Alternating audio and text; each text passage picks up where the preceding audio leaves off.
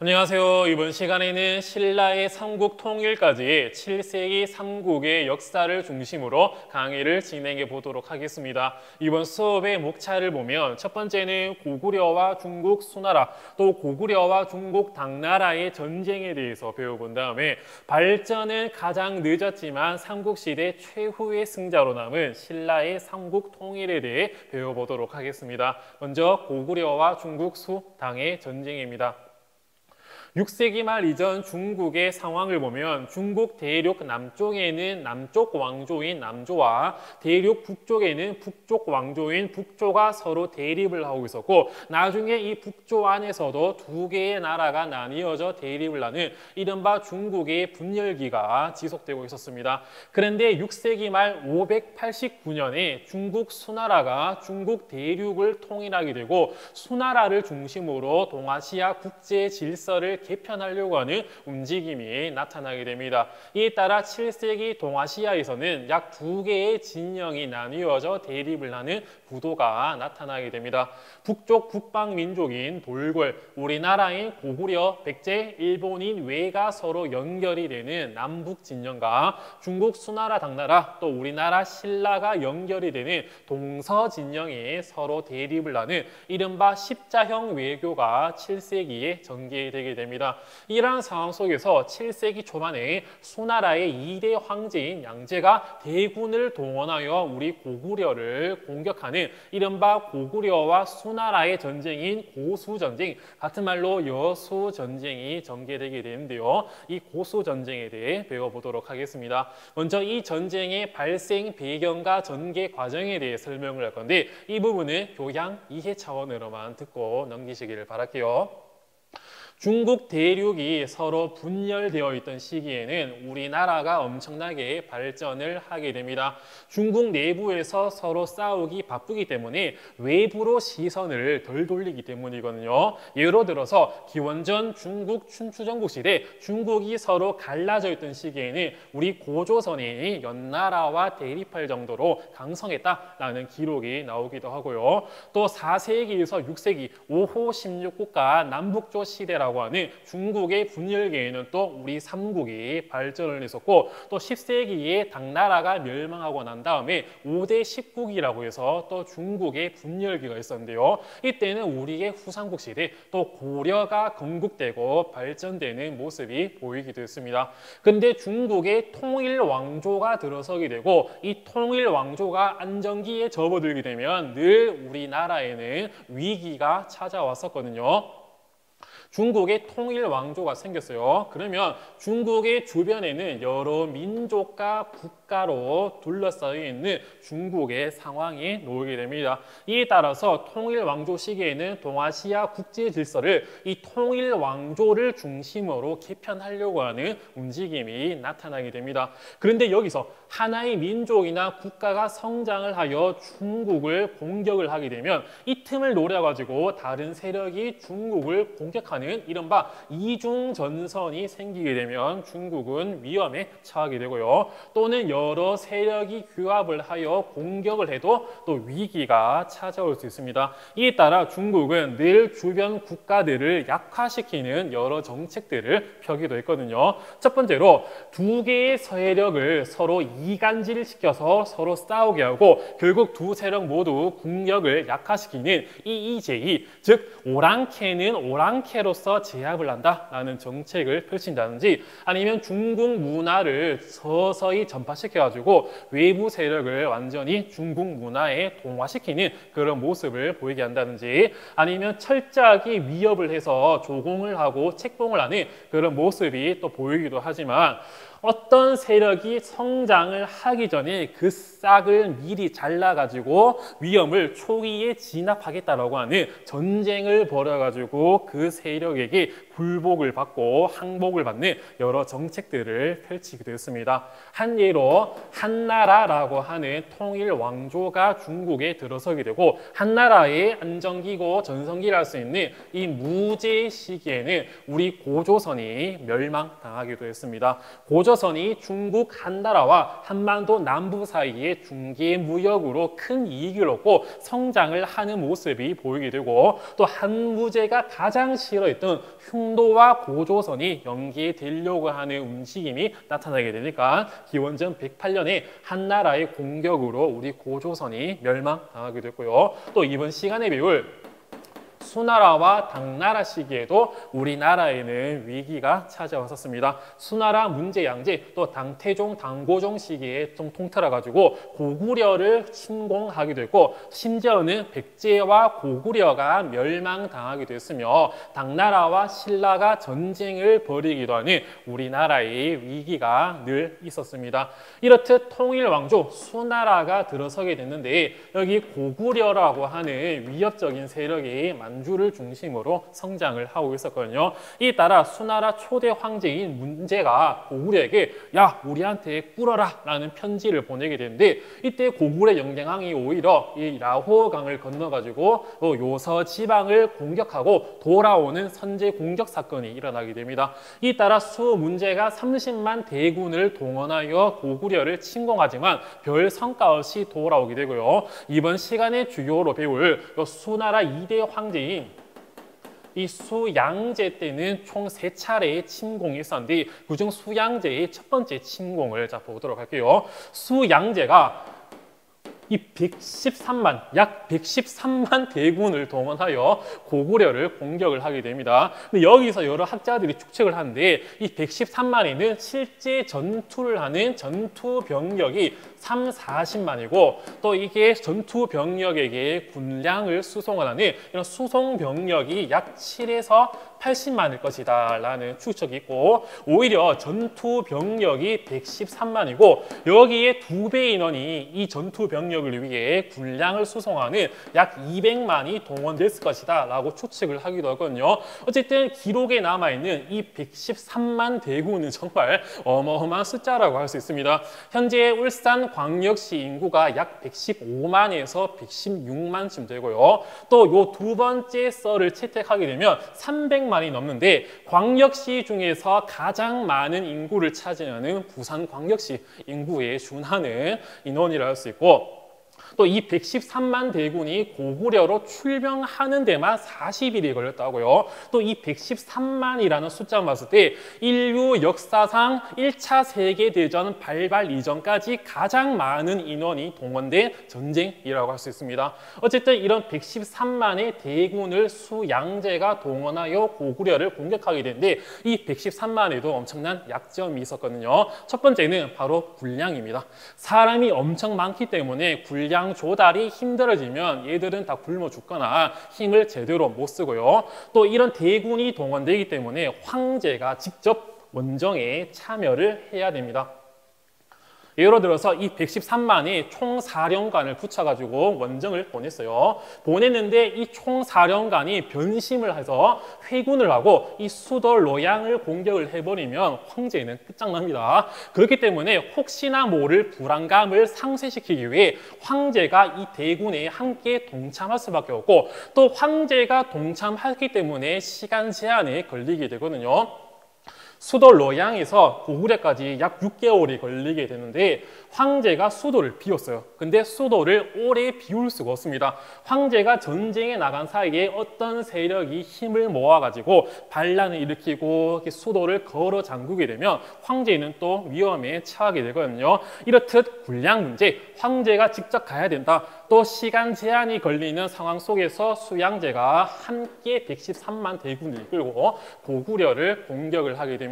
육군과 수군 나누어서 공격을 하게 되는데, 수군 장군 내호화가 평양을 공격하지만 박살나게 되고, 또 113만 대군이 고구려의 성들을 공격하는데 한 개의 성도 점령하지 못하게 되거든요. 이렇듯 점점 촉박해진 수양제가 약 30만의 별동대를 따로 뽑아가지고 그냥 바로 평양으로 공격을 하자라는 작전을 펼치게 됩니다. 하지만 진군을 하다 보니까 군량 문제에 수나라가 처하게 되고, 이때 고구려 장군 을지문덕이 편지를 보내게 되거든요. 이 편지를 읽고 수나라가 돌아가는 길에 살수에서 박살이 나고 결국 2,700명만 돌아왔다라는 기록이 나오는데, 이게 바로 살수 대첩이라고 할 수 있습니다. 좀 지워서 다시 돌아가서 설명을 해드리도록 하겠습니다. 자, 수양제가 약 113만 대군을 동원하여 고구려를 공격을 하게 되는데 이때 고구려가 612년에 이 살수 등에서 이 수나라의 군대를 패퇴시킵니다. 수나라를 죽였다. 이런 식으로 외우면 될 건데 근데 이 살수의 위치에 대해서는 여러 가지 의견이 있거든요. 현재는 뭐 청천강이다 라는 의견이 있는데 정확히 어딘지는 모릅니다. 다만 단제 신채호가 조선상고사에서 이 살수가 아마 청천강의 것이다 라는 추측이 오늘날까지 연결이 돼가지고 살수는 청천강이다 라고 말이 나오기도 하는데 정확히는 어딘지는 모르지만 어쨌든 여러분들은 청천강에서 물리쳤구나 라고 기억을 하시면 되겠고요. 또 어떤 책에서는 수공으로 이 하천을 막아서 뚝을 터트린 다음에 수공으로 수나라의 군대를 격파했다 라는 말이 나오긴 하지만 당시 기술력으로는 흐르는 하천을 못 막습니다. 그렇기 때문에 수나라 군대가 이 살수를 건널 때, 즉 병력이 분산되었을 때 을지문덕의 고구려 군대가 이 수나라 군대를 공격하여 대승을 거뒀을지 않았을까라는 추측을 하기도 하거든요. 어쨌든 612년 살수 대첩 등등에서 고구려 군대가 수나라를 죽이고 패퇴시키는 그런 성과를 나오게 되고 나중에는 수나라가 결국 618년에 멸망을 하게 됩니다.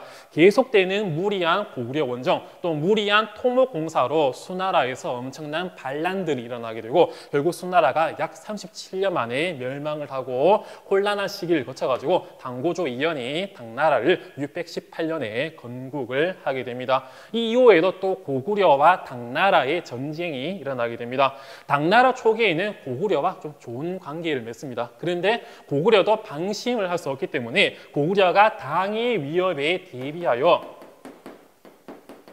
이 천리장성을 축조해 나가거든요. 어쨌든 당나라와 고구려의 친선 관계가 이어지고 있었는데 근데 당시 고구려 왕이었던 영교왕이 당나라한테 고구려 지도를 바친다든지 전쟁을 막기 위해 좀 저자세로 나가게 되니까 이때 고구려의 귀족이었던 영계소문이 쿠데타를 일으키게 됩니다. 이에 따라서 고구려의 많은 귀족들과 영교왕을 토막살이하고 영계소문이 대망리지에 오르는 등등 대당에 대해서 좀 강경한 정책을 펴기도 하거든요. 이러한 상황 속에서 당나라 당태종이 여러 준비를 마치고 다시 고구려를 공격을 하게 됩니다. 여러 영화나 드라마에서 이 당태종 이세민이라고 하면서 많은 캐릭터들이 등장을 하거든요. 하지만 고구려를 공격하는 데 실패하고 양만춘 내에 화살을 맞고 눈 한쪽을 잃고 다시 돌아갔다. 약간 불쌍한 이미지로 많이 그려지는데 이 당태종은 중국 역사상 성군 중에 성군, 거의 사기 캐릭터일 정도로 거의 최강의 캐릭터였거든요. 또 당태종 27세기의 시기에는 중국 최고 정성기 또 당나라 최고 전성기의 상황에서 이 고구려가 당나라의 공격을 받게 됩니다. 이 당태종도 이 수나라의 사례를 많이 봤기 때문에 영구를 거듭해서 약 80만의 전투부대 등등을 파견을 하게 되는데요. 수나라가 고구려의 성 한 개도 못 먹었다면 당나라는 12일 만에 요동성을 먹고 배감성, 비사성을 먹고 쭉쭉쭉쭉 고구려로 들어오게 됩니다. 하지만 이때 고구려가 645년에 이 작은 성이었던 안시성에서 당나라를 맞서 싸우게 되고 결국 3개월 동안 버틴 결과 당태종이 돌아가게 됩니다. 이 또 80만이 넘는 대군이었기 때문에 당태종도 이 전쟁에 직접 참여할 수밖에 없었고 또 시간 제한이 있었거든요. 그런데 이 안시성에서 3개월 동안이나 당나라의 공격을 막아버리니까 또 수도를 오래 비울 수 없는 당태종의 시간 제한, 또 겨울이 찾아오기 때문에 결국 포기를 하고 다시 돌아오게 되거든요. 또 일설에는 또 안시성의 성주가 양만춘이다라는 기록이 있는데 실제 정사에서는 양만춘은 없습니다. 후대에 민간에서 기록이 된 야사에서 양만춘이라는 이름이 나오지 실제 삼국사기 등등에서는 양만춘이라는 이름은 나오지 않습니다. 어쨌든 645년 당나라 최대 전성기의 이런 시대를 우리 고구려가 막아냈다. 또 수나라의 100만이 넘는 대군을 우리 고구려가 막아냈다는 것은 정말 엄청난 겁니다. 이에 따라서 고구려의 수나라와 당나라의 위대한 전쟁에 대해서 배워봤고요. 두 번째는 신라의 삼국 통일에 대해 배워보도록 하겠습니다. 이 부분 좀 빨리 가도록 할게요. 먼저 백제가 신라를 엄청나게 공격을 해나가게 됩니다.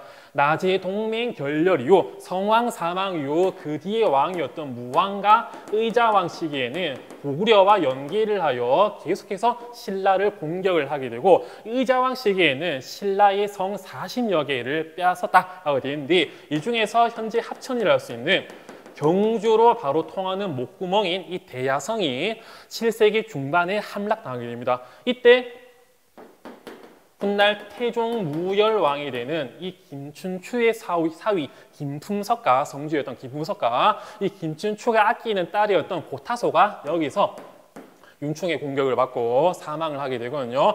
이에 따라서 이 대야성이라고 하는 중요한 위치가 뺏겼고, 또 자기 가족의 복수를 하기 위해 신라 김추추가 여러 나라에 가서 병력을 지원받기 위해 동맹을 체결하기 위해 파견되게 되는데, 맨 처음에 고구려에 갔다가 연계 소문을 김추추가 만나게 되지만 대동강 중령 이북의 땅을 내놔라는 무리한 요구를 받고 이를 거절하자 감금되었다가 다시 돌아오게 되고, 또 일본에까지 찾아가지고 동맹을 요구하지만 백제와 왜는 혈연 관계이기 때문에 마찬가지 교섭에 실패하게 되는데, 나중에 김춘추가 당나라에 파견돼서 당태종을 만나게 되고, 이에 따라 신라와 당나라의 동맹, 즉 나당 동맹, 같은 말로 나당 연합이 648년에 체결되게 됩니다.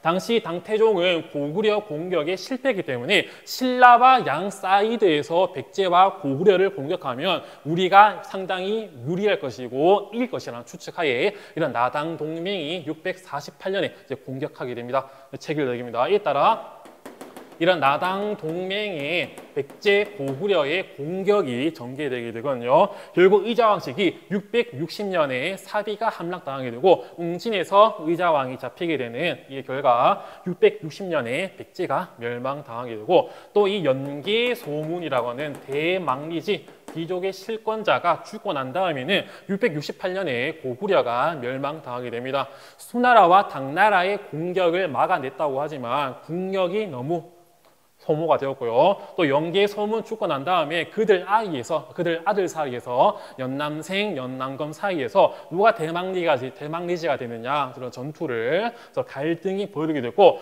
전쟁이 너무 오래되다 보니까 그 고구려 내부에서도 분열이 일어나게 되거든요. 이에 따라 결국 668년에 고구려도 멸망을 당하게 됩니다.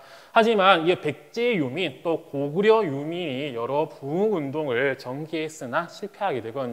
백제에는 흑지상지, 또 부여풍 왕자, 복신 도침, 또 고구려에는 건모잠, 고연무, 안승 등등이 노력을 하지만 결국 실패를 하게 됩니다. 하지만 이들 세력이 신라와 연합하여 당나라의 공격을 함께 막아내기도 하거든요. 지우고 계속해서 보도록 하겠습니다.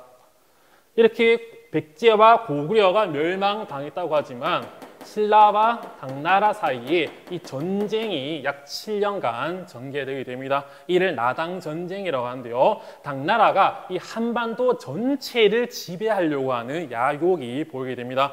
김춘추가 당태종과 처음 동맹을 맺을 때 고구려가 멸망하게 되면 이 대동강 이남까지의 땅을 신라가 먹는다라고 약속을 했는데요. 근데 평양의 안동도호부라고 하는 상당히 높은 당나라 지방 지배 행정 기구를 설치한다든지, 아니면 백제 웅진에다가 웅진 도독구, 심지어는 신라 경주에다가 계림 도독구라고 하는 당나라의 지방 지배 기구를 설치하게 되고, 이 계림주 도독의 문무왕을 임명해 버립니다. 우리나라 땅에 아예 당나라 지방 행정 기구를 설치해 버리는 거거든요. 이에 따라 당나라의 야욕이 드러나게 되니까 670년부터 76년 사이 약 7년간 나당 전쟁이 전개되게 됩니다. 당나라의 이근행 20만 분해를 675년에 내소성에서 신라가 격파를 하게 되고, 서린기가 이끄는 수군과 해군을 676년에 기벌포에서 사찬 시득이 물침에 따라 신라가 또 당나라 최고 전성기 시대를 막아버리거든요. 일단 신라가 676년에 나당 전쟁에서 승리를 하게 되고 삼국을 완전히 통일하게 됩니다. 이러한 신라의 삼국 통일에 대한 교과서적인 의의와 한계를 보도록 할게요. 첫 번째 의의는 우리 역사상 최초의 통일이다라는 의의가 있고요. 두 번째는 삼국의 문화를 융합하여 우리 민족의 문화가 발전할 수 있는 기반이 마련되었다라는 의의가 있습니다. 고구려 따로, 백제 따로, 신라 따로 발전한 게 아니라 이 세 개의 문화가 함께 모여서 더욱더 민족 문화를 발전시킬 수 있는 기반이 마련되어 있으며, 여기서 추가로 백제 유민, 고구려 유민이 이 나당 전쟁에 참여했기 때문에 오히려 더 자주적인 통일이다라는 의견도 있고요. 한계를 보면 외세인 당나라를 끌어들였다. 또 대동강 이남에서 원산만에 한정된 불완전한 통일이다라는 한계가 있는데, 이 신라의 삼국 통일의 의의와 한계에 대해서는 정규 교실 수업에서 다시 한번 더 다뤄보도록 하겠습니다. 이번 시간에는 신라의 삼국 통일, 또 그 이전 고구려와 수나라, 당나라의 전쟁에 대해서 배워봤습니다. 다음 시간에는 통일 신라와 발해의 남북국 시대에 대해 배워보도록 하겠습니다. 이번 수업도 열심히 들어주셔서 감사합니다.